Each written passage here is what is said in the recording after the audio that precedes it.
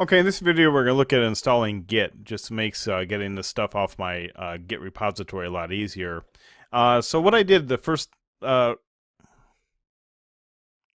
Okay, so what we're going to be doing in this video is installing Git, which will make it a lot easier to get the example files and the job tracker application for my GitHub account. So the first thing you can see up here is I changed from root back to SShaper. So I logged out of root and I logged back in under my SShaper because I don't need to log in as root, and we already talked about how that's really not a good idea.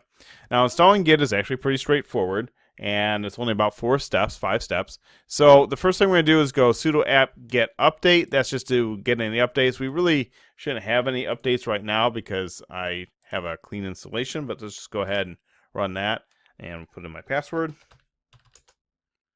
A couple. So we'll let these run through.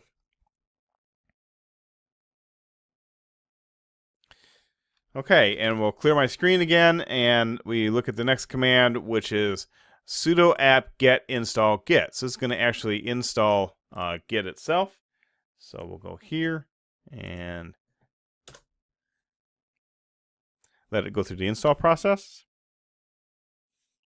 That was pretty simple. And now we just want to add our username, okay, which is, I'm just going to go ahead and put in, I guess, I'll just put in SShaper. And then I'm going to do an email address, which I'll use right here.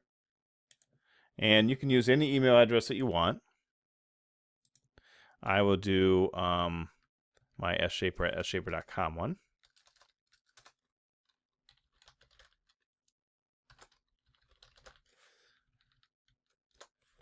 And then the next thing we want to do is just check what the config is on the list here. So we're going to go ahead and copy that. And paste that. And there it is. And that's it for installing Git. Now let's take a look at how we can actually get the job tracker application installed and working on the server.